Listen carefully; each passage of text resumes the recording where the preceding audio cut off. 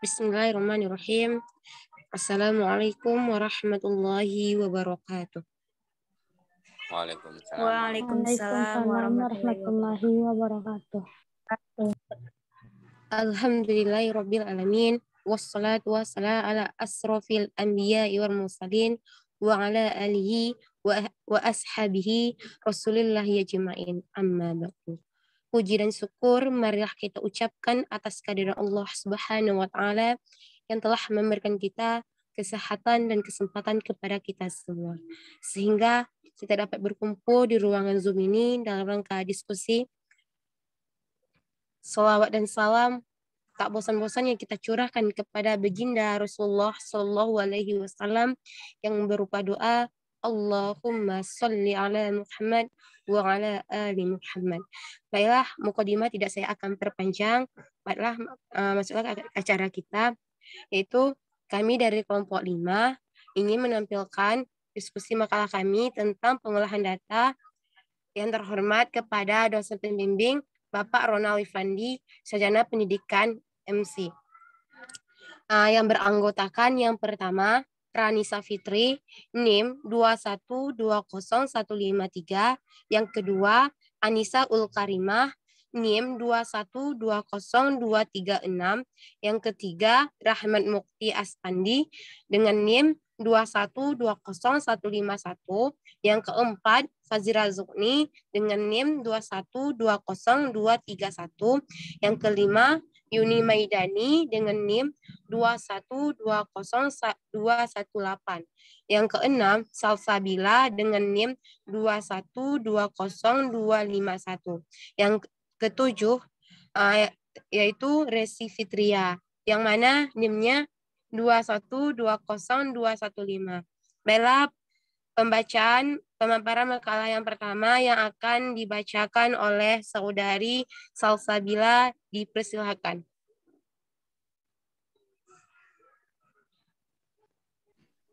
Baiklah, saya Salsabila dengan NIM 2120251 akan membacakan materi yang pertama, yaitu pengertian pengolahan data.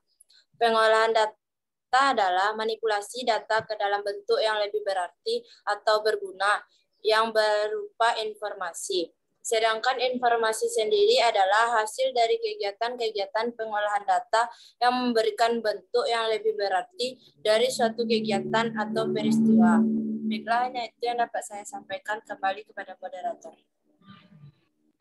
Terima kasih kepada Saudari Salsabila. Yang selanjutnya yang akan dipaparkan oleh tentang teknik pengumpulan data oleh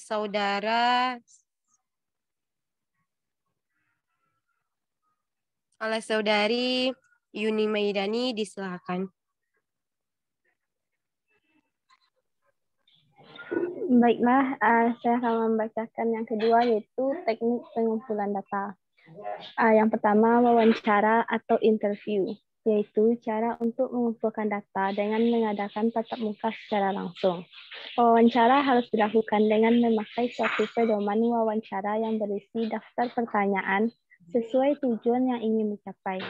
Ada dua jenis wawancara, yaitu wawancara berstruktur atau struktur interview dan wawasan tak berstruktur atau unstruktur interview.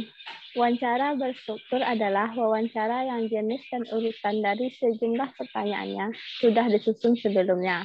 Sedangkan wawancara tak berstruktur adalah wawancara yang tidak secara ketat ditentukan sebelumnya. Wawancara tak berstruktur lebih fleksibel karena pertanyaannya dapat dikembangkan meskipun harus tetap pada pencapaian sasaran yang telah ditentukan.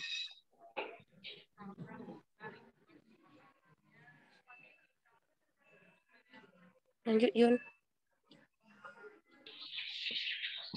Ciri-ciri pertanyaan yang baik adalah: 1. Sesuai dengan masalah atau tujuan penelitian.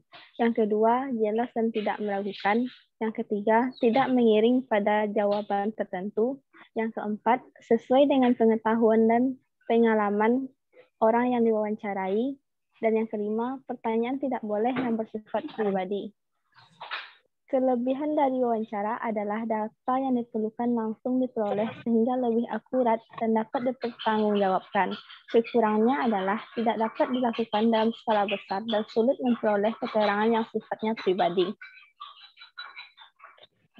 Baiklah, terima kasih kepada Saudari Yuni. Selanjutnya akan dipaparkan oleh Saudari Resi Fitria. Disilakan. Yang kedua, kuesioner atau angket adalah cara mengumpulkan data yang dengan mengirimkan atau menggunakan kuesioner yang berisi sejumlah pertanyaan. Kelebihannya adalah dapat dilakukan dalam skala besar, biayanya lebih murah, dan dapat memperoleh jawaban yang sifatnya pribadi. Kelemahannya adalah jawaban bisa tidak akurat, bisa jadi tidak semua pertanyaan terjawab, bahkan tidak semua lembar jawaban dikembalikan. Yang ketiga, observasi atau pengamatan adalah cara mengumpulkan data dengan mengamati objek penelitian atau kajian, baik berupa manusia, benda mati, maupun gejala alam. Data yang diperoleh adalah untuk mengetahui sikap dan perilaku manusia, benda mati, atau gejala alam. Kebaikan dari observasi adalah data yang diperoleh lebih dapat dipercaya. Kelemahannya adalah bisa terjadi kesalahan interpretasi terhadap kejadian yang diamati. Sekian moderator. Baiklah, pembacaan makalah selanjutnya itu oleh Saudari Fazira Zukni. Disilakan.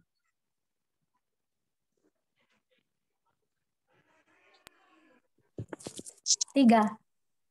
4. Tes dan skala objektif adalah cara pengumpulan data dengan memberikan tes kepada objek yang diteliti. Cara ini banyak dilakukan pada tes psikologi untuk mengatur karakteristik kepribadian seseorang. Beberapa contoh tes skala objektif itu: A. Tes kecerdasan dan bakat. B. Tes kepribadian. C. Tes sikap. D. Tes tentang nilai. E. Tes prestasi belajar.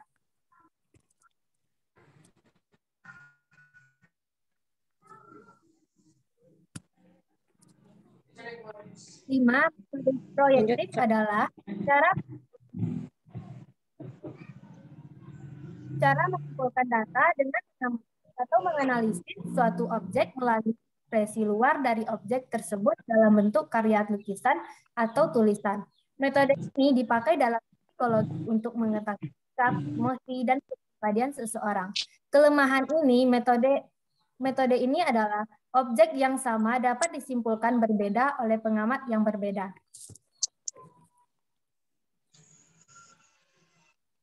Baiklah, terima kasih kepada Saudari Fazira yang telah menyampaikan materinya. Selanjutnya itu tentang penyajian data yang akan disampaikan oleh saya sendiri.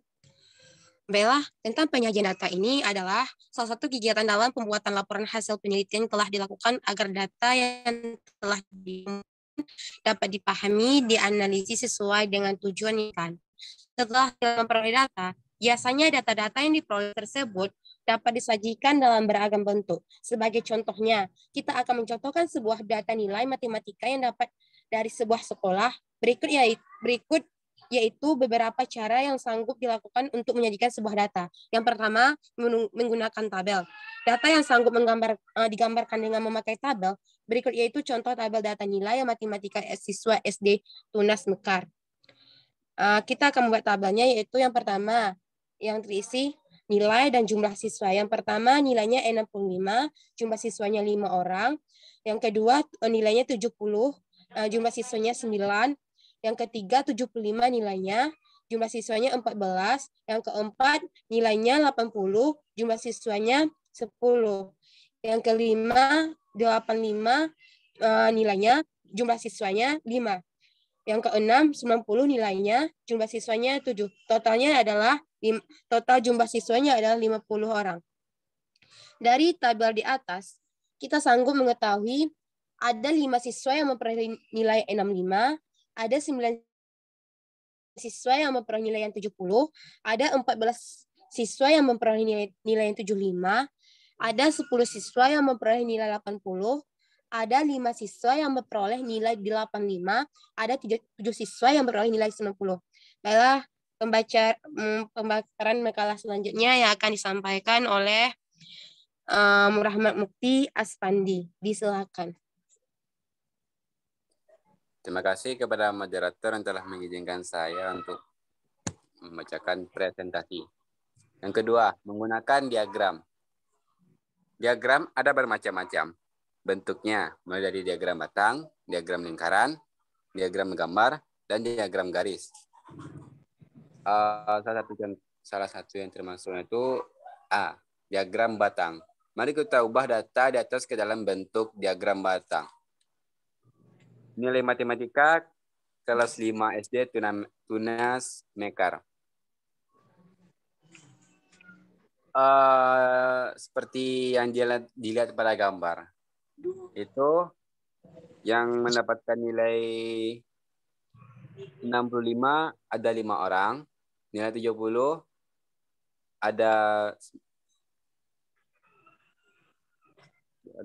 berapa? 9 orang. Yang dapatkan nilai 75 ada 14 orang, 80 10 orang, nilai 85 5 orang, nilai 90 7 orang. B, diagram lingkaran. Diagram lingkaran, untuk menciptakan diagram lingkaran, kita harus mencari persentase besar sudut dari data yang didapat. Nilai 65 sama dengan 5 bagi 50 kali 3.600 sama dengan 360. Nilai 70 sama dengan 9 bagi 50 kali 3.600 sama dengan 64,80. Nilai 75 sama dengan 40 bagi 50 kali 3.600 sama dengan 100,80. Nilai 80 sama dengan 90. Nilai 80 sama dengan 10 bagi 50 kali 3.600 sama dengan 720. Nilai 85 sama dengan 5/50 kali 3.600 sama dengan 360. Nilai 90 sama dengan 7/50 kali 3.600 sama dengan 50,4. Maka gambar diagramnya akan menjadi menyerupai seperti ini. Ya, seperti yang bisa kita lihat di layar. Oke, diagram garis.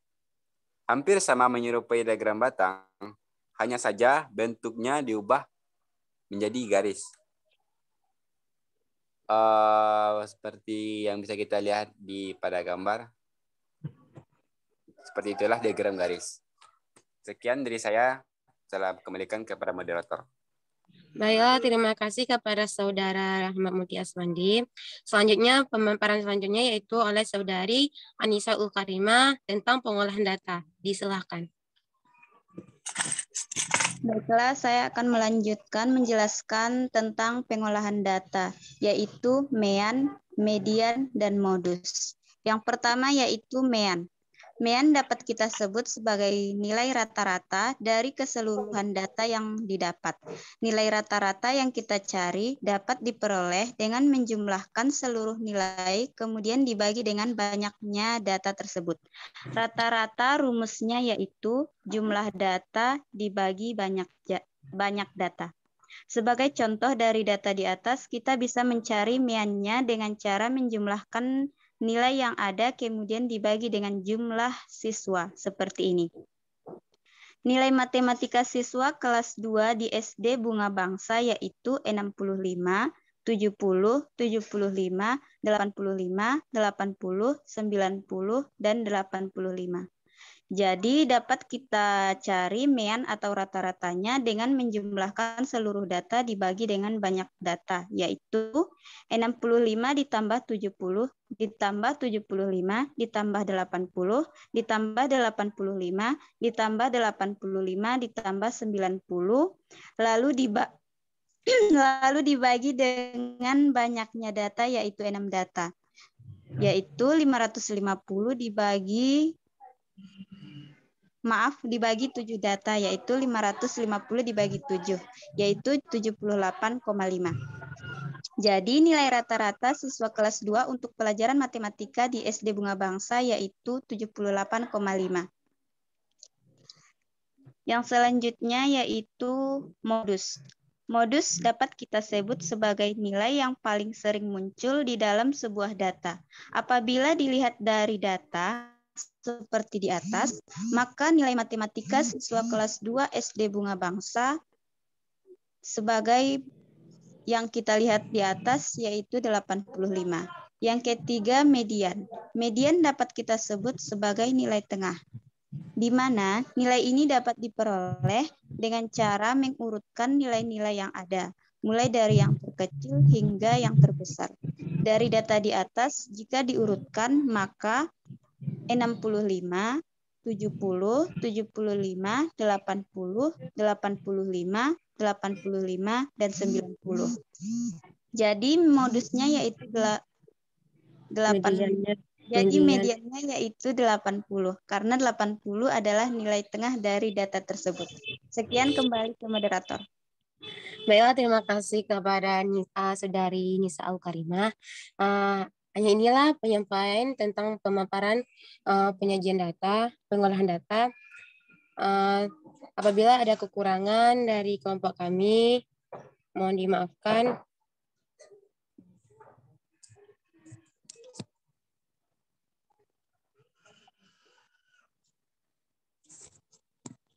Assalamualaikum warahmatullahi wabarakatuh. Waalaikumsalam warahmatullahi wabarakatuh.